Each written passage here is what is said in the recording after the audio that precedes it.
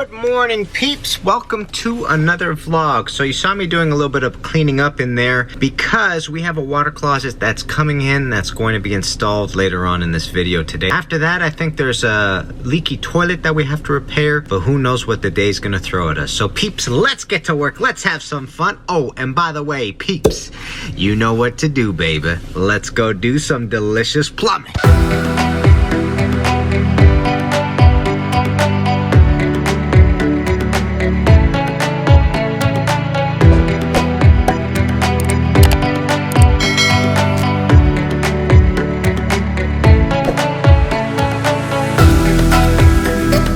I want to start off this vlog by talking about something that I feel needs to be reiterated. You need to conceptualize this career as sport in certain aspects and yourself as an athlete in certain aspects. Just like an athlete, you're expected to perform physically to get the task done. If you are by any means incapable of performing physically, you're not going to get paid. You are expected to lift, pull, twist, and push in some of the awkwardest spaces known to man. So let's talk about this at length. Number one, you need to consider fueling yourself with healthy and nutritionally dense meals. That doesn't mean don't eat out or don't enjoy alcohol, but in my books it does mean on an intensive day, you are putting down the burgers for sweet potato and ground turkey. Hydration has been a big source of difficulty for me in the past, so in warmer months I do lug around Gatorade and I make sure to put salt in my water to replenish my sodium. And here's number two, you need to learn how to lift safely. When you go into the gym, you need to consider learning compound movements, deadlifts, squats, and bench press. These are infinitely beneficial skills that will manifest in a trade, and by knowing them and doing them regularly, you are introducing longevity into your career. You're going to be making a lot of awkward lifts throughout your life, so if you learn to lift, it will pay off in the long run, I promise.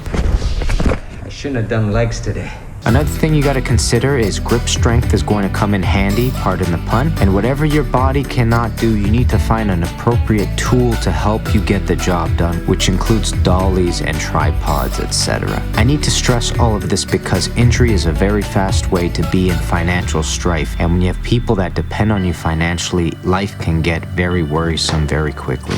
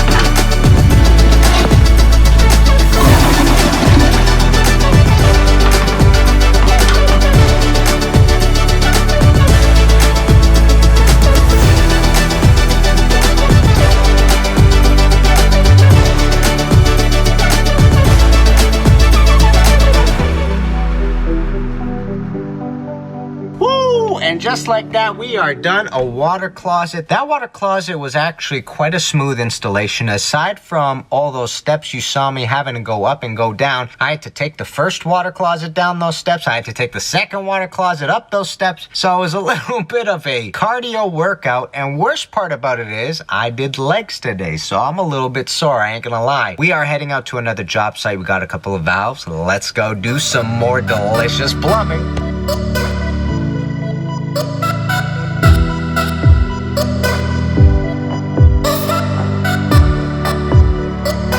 Alrighty, So we're at the next job site. I want to show you what we're doing. We're doing a couple of valves. So if we look down here, these are the two bad boys that we're going to be replacing. But here's something that you got to notice. This is an angular fitting. So it comes up and hits a 90 and continues on. I don't carry angular fittings. So these are usually the hardest place for me to start making a solution for this. So we got a couple of options whenever we come to these sorts of valves. One option is we could take out the cartridges, replace them. However, whenever I have this big of a space allotment, I'm in really good shape to be able to have a couple of options now to do some pipe work. What I want to do is sweat this guy out without disturbing this. This is the riser here, and this is the second riser just to our right. The reason why this is insulated is because this is cold water. Cold water is always insulated because in the summertime it sweats. So what I need to do, sweat this guy out, put a 90 there that connects this piece, and then cut my valve in a little bit further along. I'm going to be using ball valves instead of these bonnet valves. And this guy right here, I'm going to do something similar. What I'll probably do here is cut on both ends, push the new valve onto one end of the pipe, and then put a coupling. And that's if we have spread. If we have spread, we're in really good shape. It makes it a lot easier. Spread is when you're able to move the pipe laterally. That's a game plan. Let's get to it.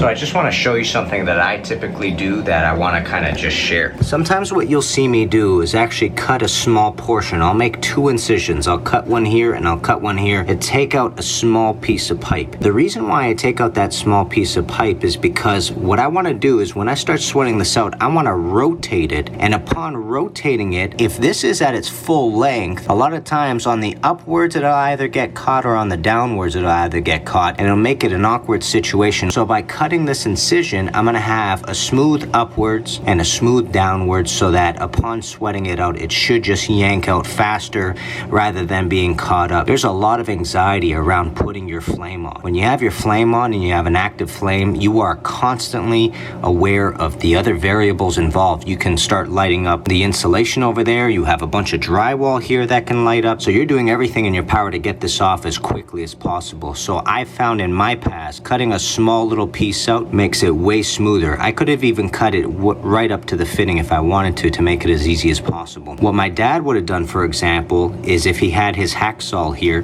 he would have cut the fitting right on the fitting, and then he would have cut the fitting right on the fitting. That way he takes out this portion of the valve and he can just sweat this out and sweat that out. That works as well. To each their own, but basically you want to make the sweating out process as smooth as possible.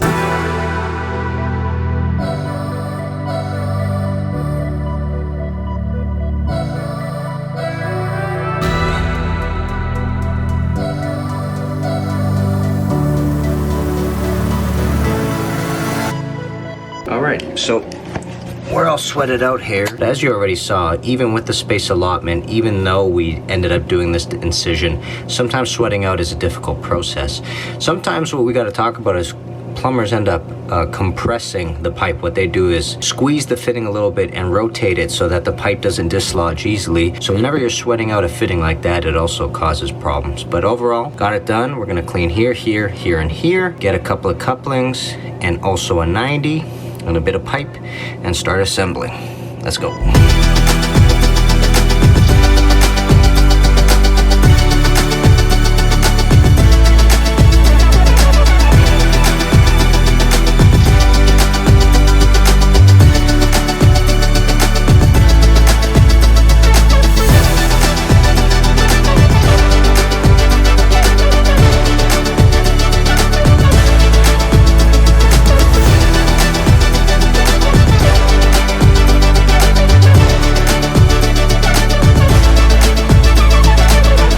just want to show you one step that I do before I get into the assembly and the soldering phase. Follow me. One thing that I like to do right before soldering is also mirror my cleaning. I need to find out if my fitting is clean enough to be able to solder onto, because a lot of the times where you can't see, there's a piece of paint. See, there's a little bit of an area under here I'm not happy about. There's a piece of paint that's sticking there that's not going to allow the solder to stick. So I take this mirror as quality control. Whenever I've had a leak, it's always been on the opposite end that I can't see, and it's because it hasn't been cleaned well. So it comes down to the foundations. You got to clean as best as you can. If you do, then the solder should take, as long as it's pasted up real nice as well, okay? So that's what I like to do. Small little mirror before, small little mirror after the soldering takes place as well. I got to redo this one a little bit.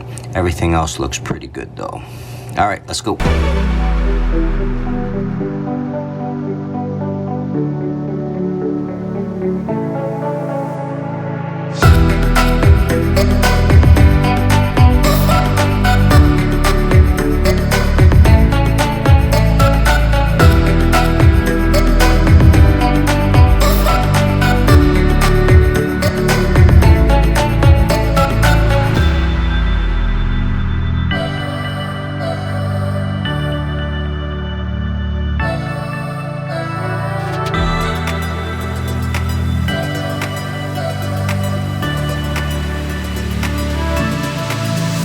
One thing. When I was talking about spread is the lateral movement. It's being able to move left and right, like so.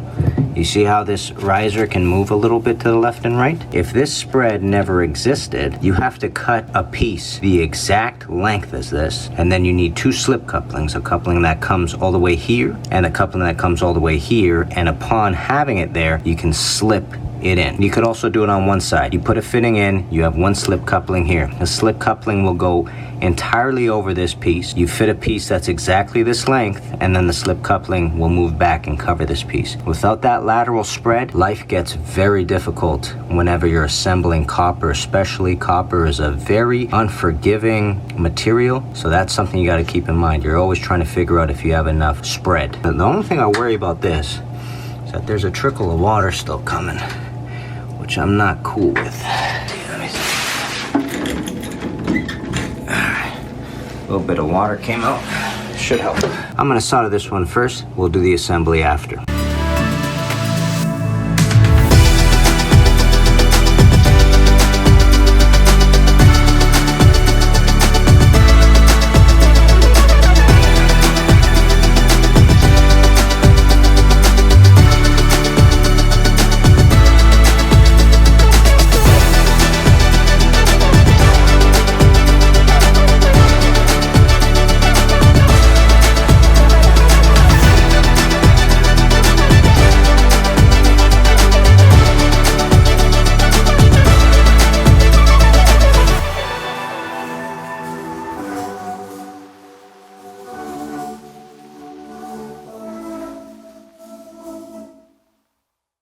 Okay, so that was spread. When I was able to pull the riser to the right and then push it back, that's called spread. If I wasn't able to do that and both sides are solid and they don't have any lateral movement again, I would have to cut a piece exactly this length, and then I would have to use a slip coupling, come onto the pipe entirely and pull it there, or vice versa. In this situation, I didn't need to get a slip coupling. Really hope that made sense.